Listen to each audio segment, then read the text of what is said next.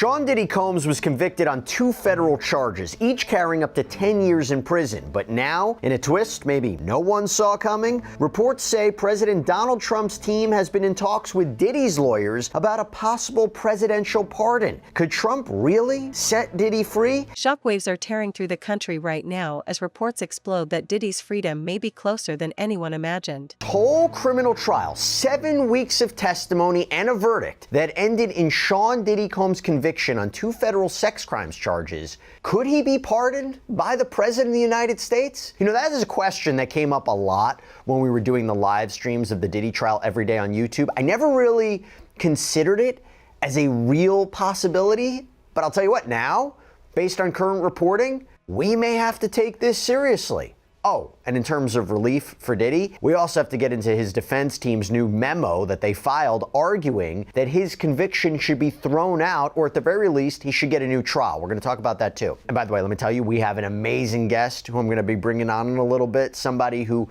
actually helped secure federal pardons for his clients, including from President Trump, and is an expert in criminal law, has been following this case from the very beginning. I'm going to bring him on in a little bit. But why do I say that we have to take pardons seriously now? Why? Well, TMZ has reported that President Donald Trump's administration has been talking to Diddy's legal team about a potential pardon, a forgiveness for a federal crime. It's enshrined in the Constitution. Article 2, Section 2, Clause 1, the president shall have power to grant reprieves and pardons for offenses against the United States, except in cases of impeachment. And according to TMZ, his decision to pardon Diddy may be determined based on if Judge Arun Subramanian grants Diddy bail, which, by the way, we dedicated a whole sidebar to the other day. His team just filed a brand new letter with the court asking for him to be released. I broke it down, discussed all those arguments. But TMZ also has reported that the pardon decision could also come down to how Diddy is ultimately sentenced on October 3rd. And remember, he was acquitted of racketeering and sex trafficking, but he was found guilty of the 2 counts of transportation to engage in prostitution,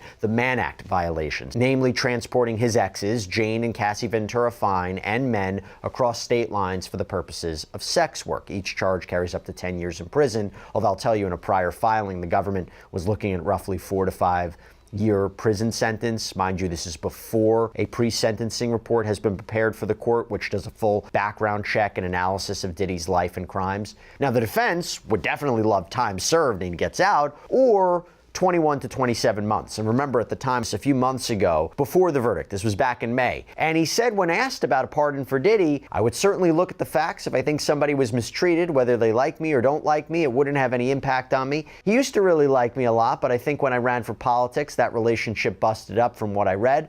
I don't know, he didn't tell me that, but I'd read some little bit nasty statements in the paper all of a sudden. And Diddy had been photographed with Trump over the years. There was some sort of relationship there. President Trump even called him a good friend on a 2012 episode of his TV show, The Apprentice. The problem is, some comments Diddy made about Trump in recent years as Diddy really entered the political realm. There's a video where he's speaking to radio host Charlemagne saying, if Trump gets elected, I really do believe in my heart there'll be a race war. In another video on Revolt, he says, white men like Trump need to be banished. And by the way, you know who's not letting anyone forget this? Combs' rival 50 Cent.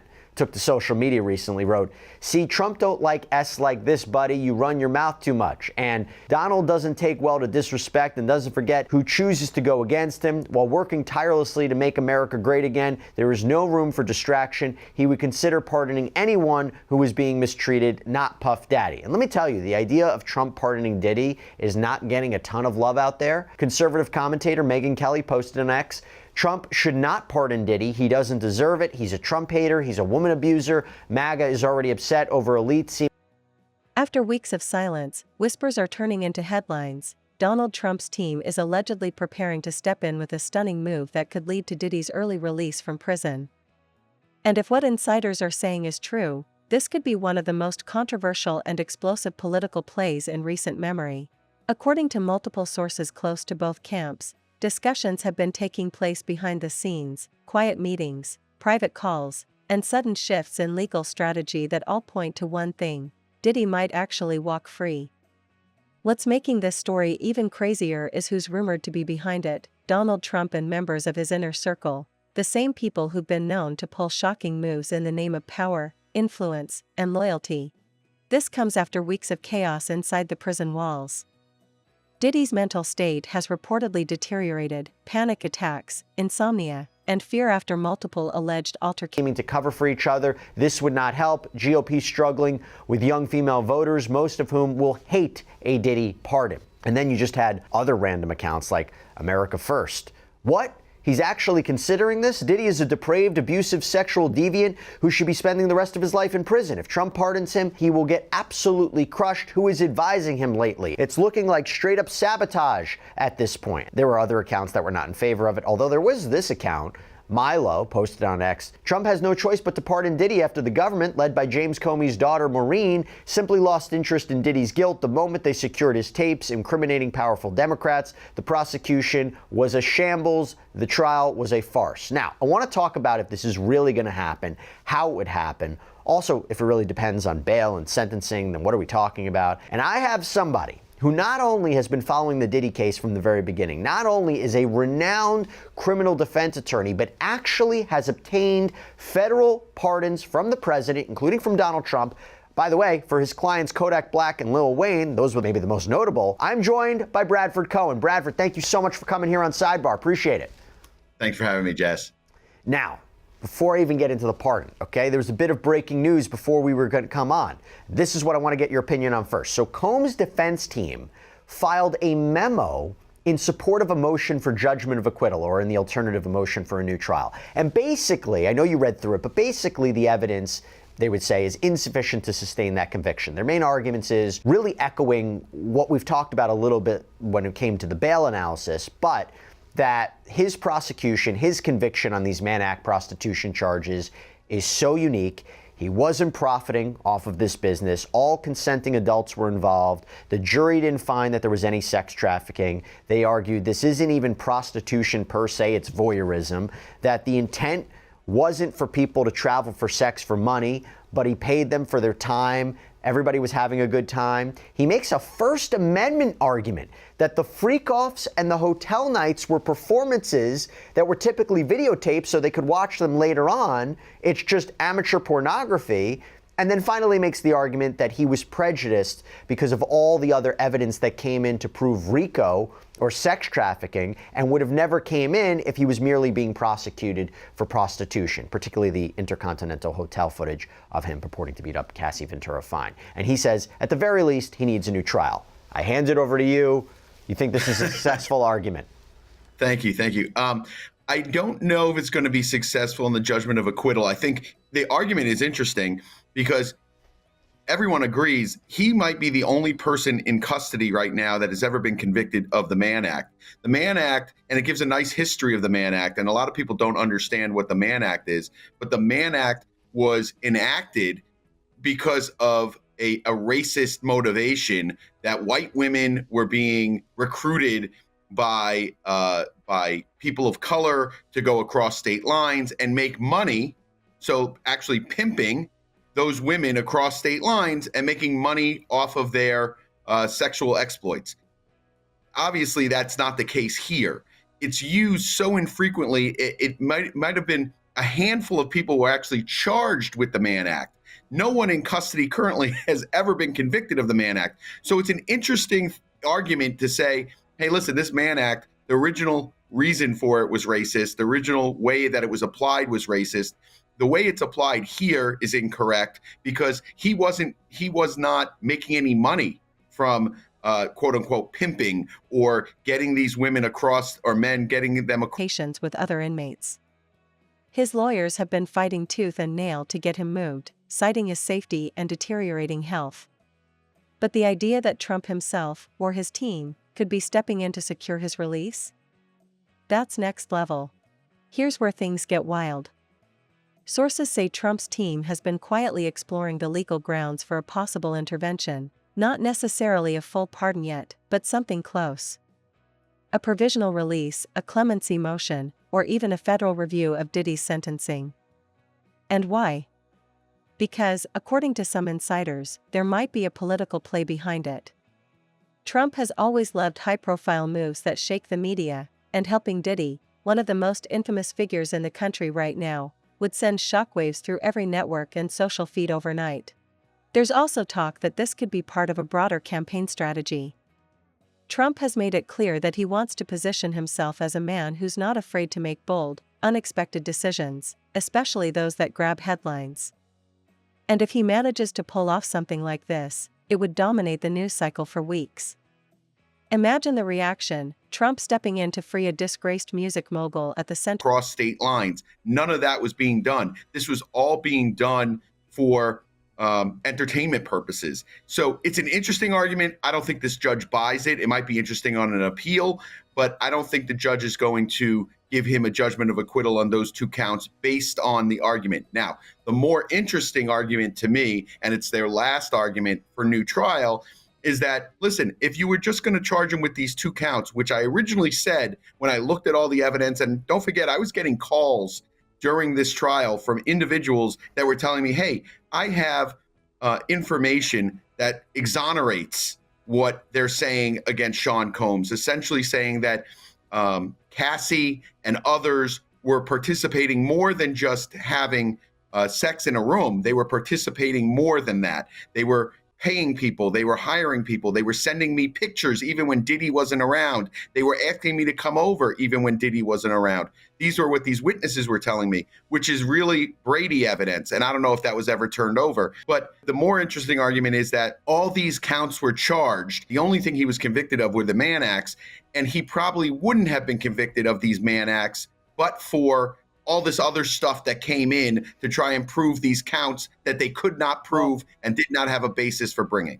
Let me just challenge you on that, because this is a jury who didn't find that there was sex trafficking. And I can't confirm that they found him guilty of the Mann Act because of the hotel video or anything else. I mean, it seems to me that they might have convicted him on that based on the travel records, the payment receipts, all about that. Not even necessarily allegations of violence. I mean, do you think that it was because of, let's say, the Intercontinental Hotel video that he was convicted of transportation to engage in prostitution? It always felt to me that they proved that charge based purely on, the documents.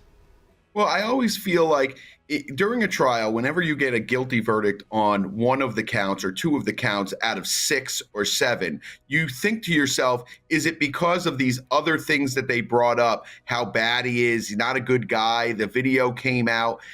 Sometimes juries will split the baby, meaning, there's people that want to convict, there's people that don't want to convict, and they're like, okay, let's convict him on these acts. We can all agree we can convict him on these acts. He's not a good guy. He transported these men across state lines. Let's convict him on this. There's always going to be a question of that. The only way to not have a question of that, obviously, is when the jury comes out, someone gives an interview and says, hey, this is why we did it, is because, this tape was so bad and these other incidents were so bad that we were like, we can't just let him walk with nothing. So we convicted him on the Mann Acts. Now, we don't have a juror saying that. Do I think eventually jurors are going to start coming out? Yeah, I think so. I think some of these jurors are going to come out. They're going to want to do some interviews, not before sentencing. And I think after sentencing, I think some of them will come out and we'll discuss it, because I think that was the feeling I was getting from this jury and the reactions they had to Comey's closing, and even the reaction just in general to the 5 or the 6 U.S. attorney team. I think their reactions in general were very noticeable, and I think that this is a jury that wants to talk to people once I think he gets sentenced. Okay, so now let's move on to the pardon discussion. So if he can't get relief from the court in getting the conviction thrown out or a new trial, can he get relief through a pardon? Before we talk about, is this a real thing, what is the process to even obtain a federal pardon? How do you even go about that? Sure. So it's a pardon or a commutation. If someone is actually in custody, they could also get a commutation, which does not wipe the crime off your record. It just allows of national controversy. It would be one of the most talked about power moves in recent history. Diddy's legal team, for their part, isn't denying the rumors. In fact, they're reportedly in constant contact with high-level intermediaries, people connected to Trump's network, and preparing the paperwork just in case this intervention becomes real. They've already filed for emergency reconsideration, arguing that Diddy's incarceration has turned into a matter of life and death. Now, with Trump's name suddenly floating around, it looks like they're trying to align their strategy to take advantage of the momentum. Inside the prison, the news has already reached Diddy himself, and according to those who've spoken to him, it's the first time in weeks he's shown signs of hope. The same man who was reportedly having emotional breakdowns is now talking to his lawyers daily, clinging to the possibility that his freedom might actually be within reach. But make no mistake, the backlash outside is already brewing. Critics are calling this nothing but political theater. They're saying Trump's team is using Diddy's case to score points, not justice. Legal experts are allows you to get out of jail. So he has that option to give him a commutation. If he gets sentenced, he can also give him a commutation. But as for the process, there's an application on the DOJ website, and I'm part of some charities that also do a lot of pro bono work for pardons and commutations. You can fill out this form, DOJ website. It essentially lists the reasons why you should get a pardon, what kind of community service you've done, things of that nature. There's a separate application for commutation, but you can file a pardon application, and you could also say, hey, listen, if it's not a pardon, I'm looking for a commutation. You attach your indictment, you would reasons why you feel your crime was you were unfairly prejudiced or unfairly convicted. All of those things go into the packet. I always try to help people that are filling it out on their own to show them, what to point out. Those type of cases are always heartening because those people deserve pardons. They deserve commutations if they're in and it's some sort of crazy drug offense that was brought up in the 90s. All of those things are reasons for pardons and commutations. So is this real? I mean, here's the thing.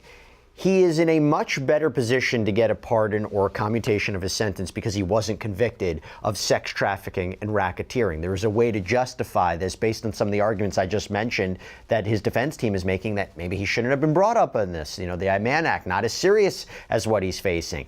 Is this real? Do you think that this is going to happen? That he's going to get a pardon or a commutation from President Trump? So I don't know if he's going to get one. I do think that it's real because, like I said before, President Trump, whether they like him, don't like him, if he feels something is wrong, and we've seen this happen before in the past, if he feels something is wrong, someone got railroaded, someone was convicted, wrongfully, he will take a look at that. Yeah, Sean Combs has said things in the past that probably were not great.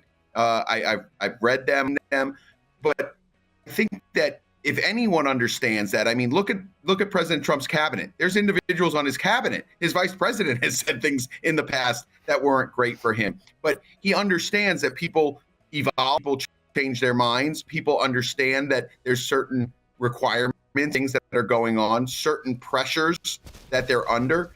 And I don't think that would affect whether or not he would grant a pardon or commutation based on things that were said in the past. I think it would be based on what he gets sentenced to or based on the facts of the Mann Act, that the Mann Act itself, I think, is unconstitutional. I think there's issues the way that it was applied in this case. But from an optics point of view, I don't know, moral point of view, what about everything that came out of trial? The texts, the bruises, the intercontinental tape. It's not like you can say Diddy is totally clean, that he's a complete angel. Yes, he was acquitted of the most serious charges, but the evidence that came out during the course of the trial, wouldn't it be difficult for the president to justify maybe pardoning Diddy? Maybe it is a commutation. Maybe it is, if he gets 5 years, he says, okay, I'm commuting it down to 2 or 2.5. I don't know how it would work, but that's the part that I think people might be struggling with and what you heard, I think, from Megyn Kelly. And even his own lawyers, no one was coming out here saying that Sean Combs is an angel.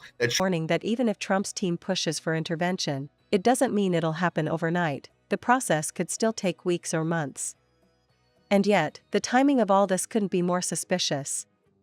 The media frenzy around Diddy's imprisonment, the growing public interest in his downfall, and now a sudden leak about Trump's involvement?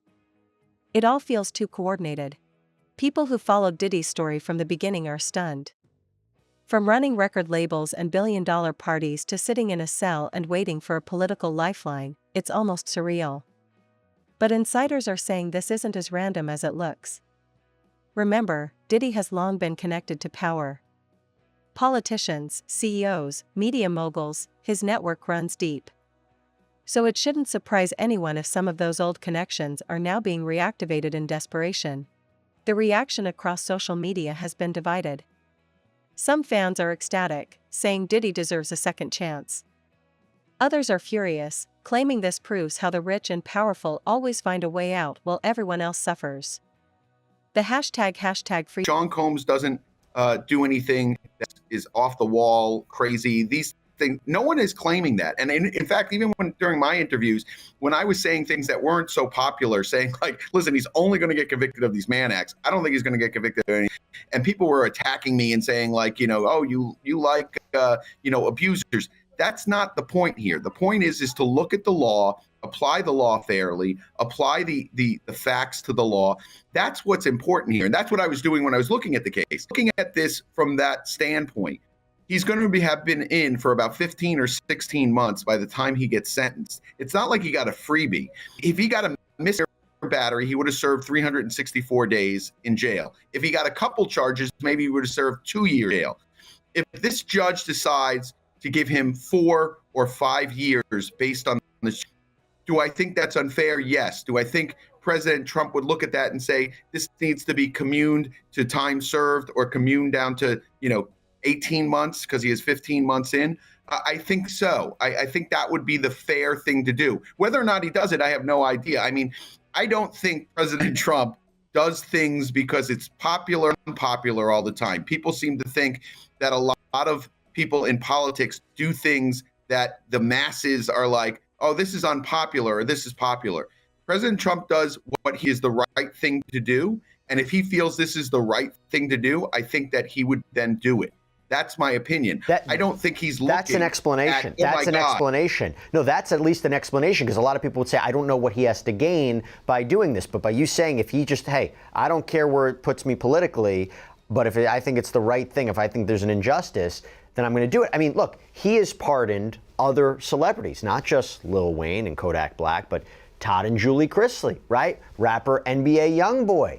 Is there something about the celebrity aspect that might be influencing his decision? Well, I don't know if it's the celebrity aspect or that those individuals, some of those individuals he knew, he knew them or he had entered with them. So he knows more about those individuals than just some president. Don't forget, this is part of pop culture. This president was famous before he was president. He wasn't a senator. He wasn't some sort of political guy. He was famous because he associated with a lot of individuals that he now sees get charged with crimes. He was charged with a crime that he felt was unfair, that it was unfairly applied. Other people felt it was unfairly applied. When you look at those instances, all those things that combine, and he understands that people get charged simply because who they are, I think this gives him a unique look into the criminal justice system that generally 99% of the presidents that have come before him do not have. That is the key here. The key is he has been in the shoes of other defendants.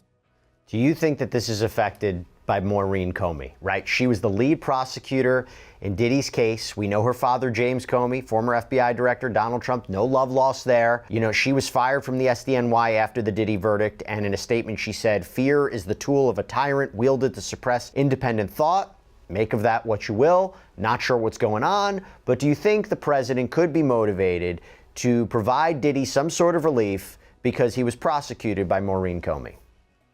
I think all instances here, all facts, issues, the fact of what was charged and what was convicted on, in addition to Comey. I mean, there's no love lost on Comey. I can assure you that. And watching her. Diddy is trending again, but so is hashtag no pardon for Diddy. It's chaos, everyone has an opinion, and the debate is only getting louder.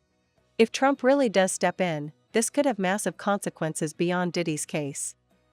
It would send a message that Trump still has the power to move mountains, even from outside the White House.